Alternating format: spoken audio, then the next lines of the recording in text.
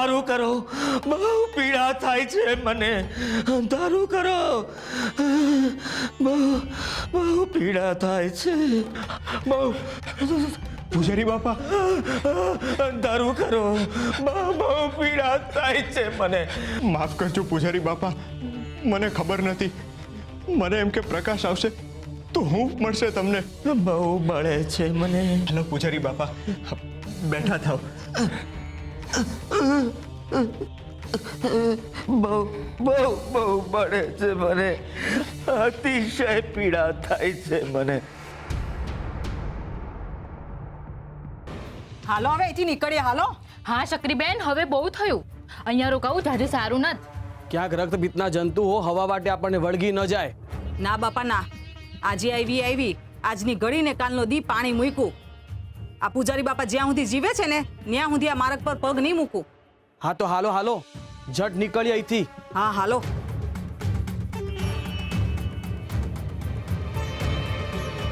હરે કૃષ્ણ, હરે કૃષ્ણ. ગોરા ઊભો રે, ક્યાં જાય છે? ગોરા આ શું કરી રહ્યો છે? પૂજારી બાપા પાસે જાઉં છું. શું બોલે છે ગોરા? ન જવાય એમની પાસે. કેમ?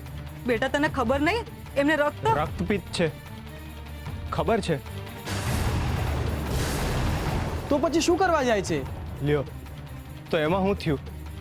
એમને રક્તપિત્ત છે એટલે જ તો એમની પાસે જાઉં છું સેવા ચાકરી કરવા.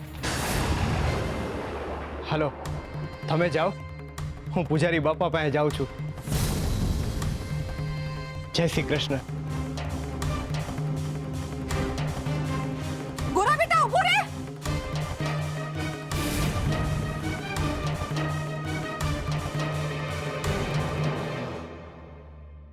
પૂજારી બાપા, પૂજારી બાપા, આ આટલું અંધારું કેમ છે? પૂજારી બાપા, ક્યાં છો તમે? અરે આ કઈ બરાબર દેખાતું નથી ને. આ થોડે દિવસે આટલું અંધારું કેમ છે? ઓરડીમાંથી અજવાળાને વિદાય દઈ દીધી છે.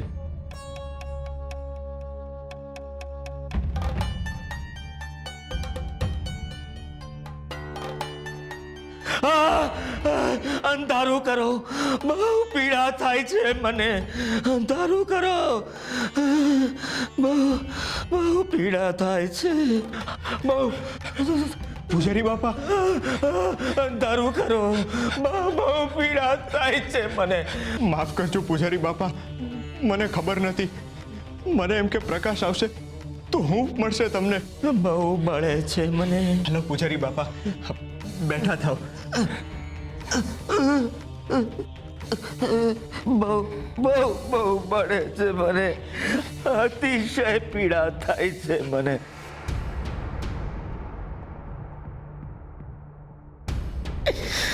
આ વેદના હવે સહન નથી થતી. શાંત થાવ પૂજારી બાપા, શાંત થાવ. નહીં બળે. હડશો નહીં, મને રક્તપિત્ત થયો છે મને.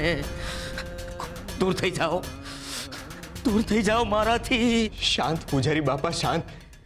હું તમને ઠંડા પાણીના પોતા મૂકી દઉં છું, એનાથી તમને રાહત થાય. કઈ જ હળવું ના જોઈએ મને, કઈ જ નહીં. પવન પણ નહીં, અજવાળું પણ નહીં. બહુ જ ગાળી વેદના થાય છે મને. શાંત પૂજારી બાપા, હું તમારા હાટુ પોતા લઈને આવું છું. અતિશય પીડા થાય છે મને.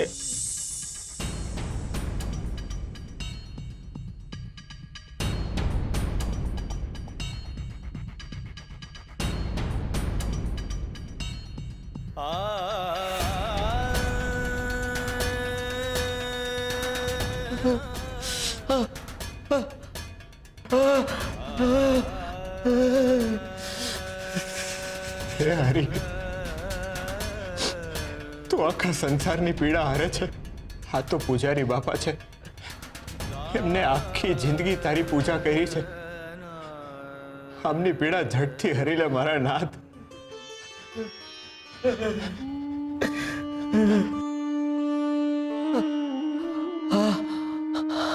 બોલો હરે કૃષ્ણ.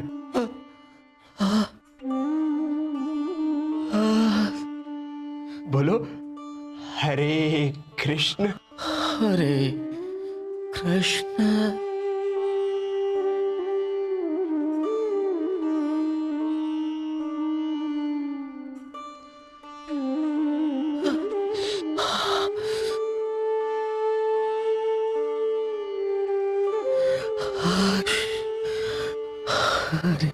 ભગવાન ભગવાન તારું ભલું કરે. ભગવાન હંધાઈનું ભલું કરશે. હરે કૃષ્ણ.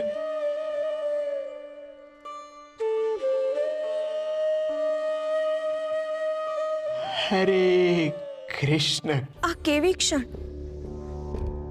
આ કેવો સંબંધના જે પૂજારીએ ગોરાને આખું જીવન ઝેરના ઘૂંટડા પાયા છે, એ જ પૂજારીને ગોરા અમૃતનો અનુભવ થઈ રહ્યો છે. નાનપણથી અત્યાર સુધી પૂજારીએ ગોરાને માત્ર ને માત્ર બળતરા આપી છે, અને એની બળતરા ગોરા સમાવી રહ્યો છે. જેમણે એને અંગાર અડાડ્યો એમને ગોરા શીતળ જળનો સ્પર્શ કરાવી રહ્યો છે. હું આ સંબંધના અર્થને સમજી નથી શકતી નાથ. આને સંબંધ નહીં, ઋણાનુબંધ કહેવાય રૂકમણી. અને સાચા અર્થમાં ગોરા જે કરી રહ્યો છે એને પૂજારીને આપેલી ગુરુદક્ષિણા કહેવાય. ગુરુદક્ષિણા? પરંતુ નાથ, ગુરુદક્ષિણા તો ગુરુને અપાય ને. અને પૂજારીએ તો ગોરાને આખું જીવન હડધૂત કર્યો છે, એને ઉતારી પાડ્યો છે, એને દુઃખી કર્યો છે. તો પછી ગોરાને હંમેશા તકલીફ આપનારને શું કામ ગુરુદક્ષિણા આપે? રૂકમણી, તમે તો જાણો જ છો કે યશોદા માં મને કેટલો વહાલ કરતા હતા. એમના જીવનનો એકમાત્ર ધ્યેય એ જ હતો કે મને પ્રેમ આપવો, મને અપાર સ્નેહ કરતા. પરંતુ જ્યારે જ્યારે હું માખણ ચોરતો ત્યારે એ જ હાથેથી મને ફટકારતા, મને સજા આપતા.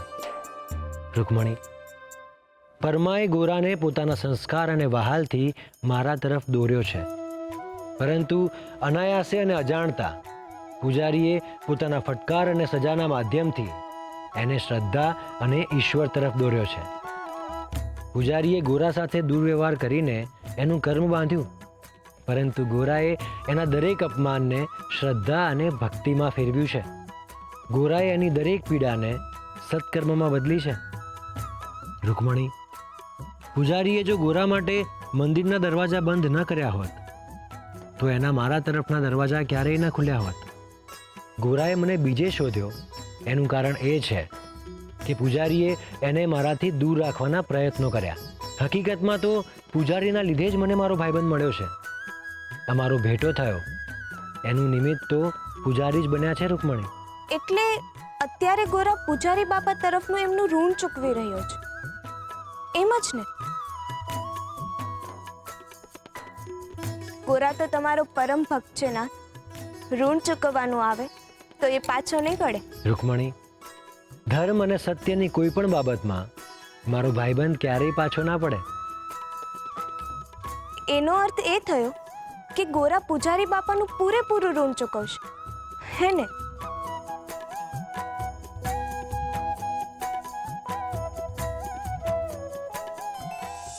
લે ગંગા, આ રોટલો અને ઘી ખાઈ લે.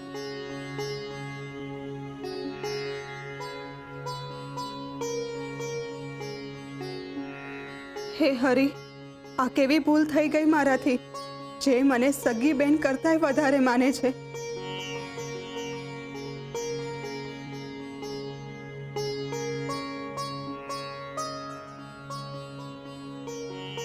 એના જ સંસારને તોડવા જઈ રહી હતી હું. મને માફ કરજો મારા પ્રભુ.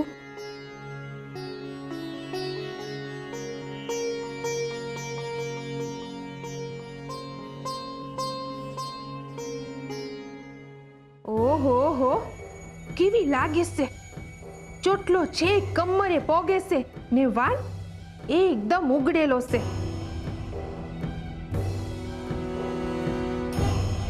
પાછી ભોળી હોવાનો તો એવો ડોળ કરે છે કે ન કરતા વધારે સમજુ અને હારું કોઈ હોય જ નહીં. આમ ભોળી ને સીધી લાગે ને આમ જુઓ તો લટકા ઝટકામાંથી બહાર ન આવતી. દુનિયા કાંઈ પણ કે પણ યુવરાજનો બચારાનો કોઈ વાંક નથી. આખોથી આમંત્રણ આણે જ આપ્યું હશે. બરી આ સુંદરતા ને બૈરું આ રૂપ, આવી સુંદરતા તો કોકના ભાવ બગાડે.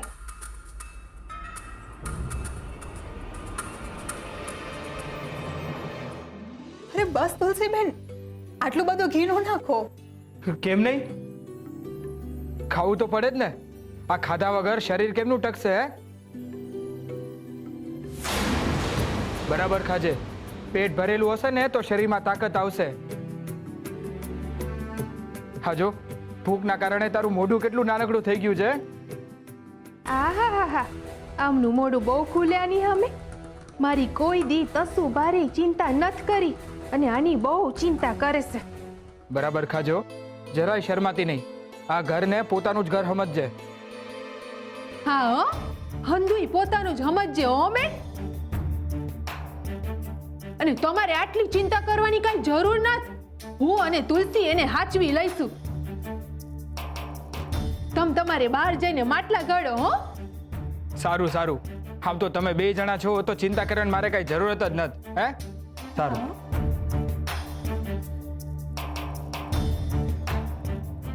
આવા મોટા વિવેક કરવા વાળા. આમ તો મારા વરને હું ઓળખું જ છું. બચારા ક્યાંય આગા પાછા થાય એમાંના તો નથી. પણ પુરુષની જાતનું ભલું પૂછું. આવી રૂપનો અંબાર જેવી લટકા મટકા કરતી સ્ત્રી ક્યાંક એમને વશમાં કરી લે તો ઈ વશમાં થઈ જાય. યુવરાજ જેવા યુવરાજની નજર આના પર બગડી તો બીજા બધાની તો હું વિચાર. અને આમે આણે ગોરા ઉપર તો નજર બગાડી જ છે. તુલસીએ એને આશરો દીધો ને બેન બેન કરતા એની જીભ નથી થાકતી. એના વર ઉપર જ નજર બગાડી હોય તો મારો વર તો બચારો હાવ ડાયો છે. એમને આણે વશમાં કરી લીધો તો એક તો માંડ માંડ મેં એમને વશમાં કર્યા છે. મારે આને મારા વરથી દૂર રાખવી પડશે, નહીં તો ભરખી જશે મારો સંસાર. શું?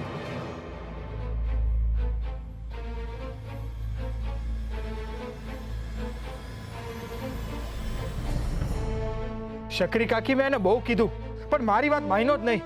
અને તમે તો જાણો છો કે એક વખત ધૂને ચડે પછી અશ્રી હરી સિવાય કોઈની વાત માનતો જ નથી. હું થયું? તમે આટલા ચિંતામાં કેમ છો? અરે આપણા પૂજારી બાપાને રક્તપીત થયો છે ને. અરે ઈ તો આખા ગામને ખબર છે, પણ બીજું હું થયું કે તમે આટલા ચોકી ગયા છો? હું ઈ જ કહું છું, મને બોલવા દે તો ને. અરે જટ બોલો હવે. અરે આપણો ગોરા છે ને એ પૂજારી બાપાની સેવા કરવા ગયો છે. શું? હા, અને એમના ઘરમાં પોગી ગયો છે. હાય હાય, હું કર્યું એમણે? મેં એમને ના પાડી હતી કે પૂજારી બાપાની શેરીમાં પગ મૂક્યો છે તો ઘરમાં નહીં પહેવા દઉં. અને ઈ છે કે પૂજારી બાપા પાસે જઈને બેહી ગયા છે. અરે આટલા હારા બનવાની હું જરૂર હતી? તેવાનો આટલો દેખાડો કરવાની હું જરૂર છે એમને? સુરા બેટા, ગોરાનો જીવ જોખમમાં છે. જો એને રક્તપિત્તનો રોગ લાગી જાય ને તો પૂજારી બાપા જેવી હાલત થઈ જશે. અરે એમને થશે થશે ને હારે હારે આપણા બધાને ચેપ લાગશે. સુરા બેટા, તમે લોકો જાઓ અને ગોરાને પૂજારી બાપાના ઘરની બહાર કાઢો અને તમે લોકો ઘસીને નાઈ લેજો. ચક્રી કાકી, એવો તો સવાલ જ ઊભો નથી થતો. એમણે ગાંઠપણ કર્યું છે ને વળી પાછું બીજું ગાંઠપણ અમે કરીએ? અમે કઈ ઘેટા ના કે ઈ ગયા છે ને પાછળ પાછળ જઈએ? અરે એમને લેવા જવાની વાત જ દૂર રહી ચક્રી કાકી. હવે હું એમને ઘરમાંય નહીં ઘૂસવા દઉં. હા, રોગ તો ફટ દઈને ચોટી જાય. ના ના, એની મૂર્ખામીની સજા અમારે નથી ભોગવવી હો. મીઠી, આ તો હું બોલે છે. અટાણે ગોરાનો જીવ જોખમમાં છે. આપણે એને પૂજારી બાપાના ઘરમાંથી બહાર કાઢવો પડશે, નહીતર એને રોગ લાગી જાય. નહીં નહીં, હું આવું નહીં થવા દઉં. હાલો સુરાબા, આપણે ઝટ જઈએ. હા હા, હાલો. હું તો ધર્મ સંકટમાં અટવાણી. શું કરું?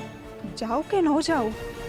એમણે મારો જીવ બચાવ્યો છે ને મારે આમાં આ ખાડા કાન ન કરાય.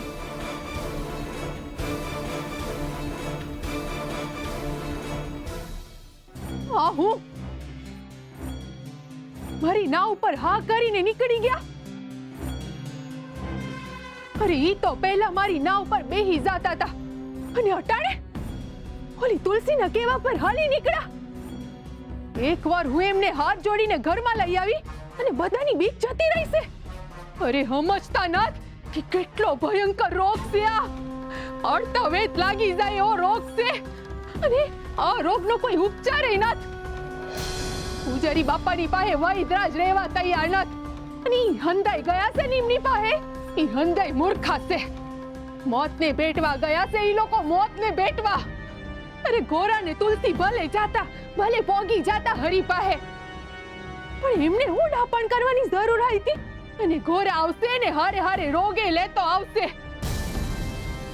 ના ના, હું એમ નહીં થવા દઉં. ના પાડીથી છતાંય ગયા છે ને તો રહેશે ન્યા જ એમની પાસે. પછી હું જોઉં છું કે કેવી રીતે ગોરાને અંદર લાવે છે. એવા રોગીઓ માટે મારા ઘરમાં કોઈ જગ્યા નથી.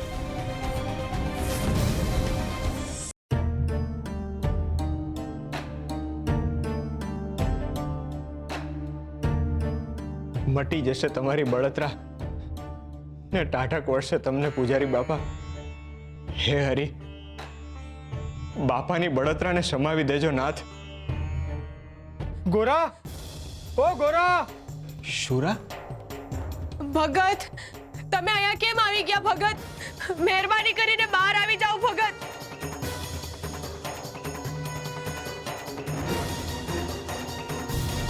ગોરા બેટા, ગોરા બેટા બહાર આવ. ભા, બારે આવ ભા. અરે ભાઈ, હું કરે છે ધીમે બોલ. આ પૂજારી બાપાને હમણાં જ માંડ માંડ હોવાડ્યા છે. ઈ જાગી જાય પાછા. હાય હાય, એટલે તમે એમને અડી લીધા એમ? અમારો ભોગ લઈ ગયો, તમે ત્યાં હુકમ ગયા તો? હા, તમે હું કર્યું ભગત?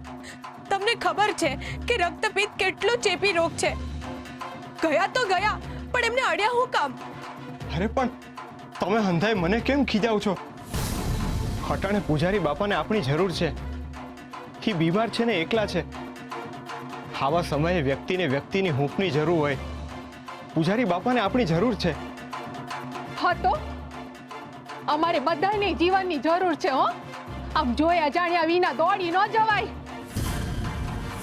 અરે આ તો ચેપી રોગ છે, ચેપી રોગ.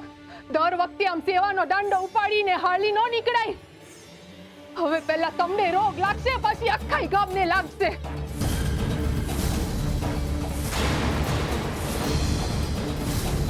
ખબર નહીં આ ભક્તિ ભાવના કારણે કેટલા લોકો મરશે. મીઠી, સમય અને જગ્યા જોઈને તો વાત કર. મારે હુકમ જગ્યા જોવી પડે?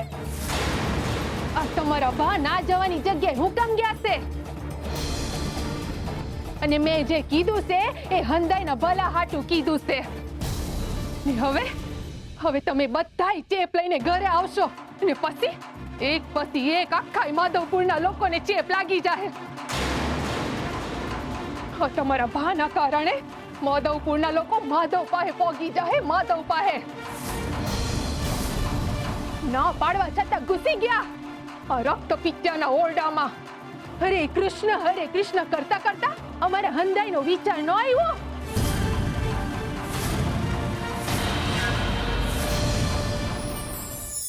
કરુણા. કરુણાનો ભાવ ખૂબ જ પ્રેમાળ ભાવ છે. આ ભાવ હંમેશા બીજાને માટે જ ઊભો થાય છે. કોઈની તકલીફ અને દુઃખ જોઈને જેના હૃદયમાં કરુણા ઉદ્ભવે છે, સમજી લેવું કે એ મનુષ્ય ઈશ્વરની નજીક છે.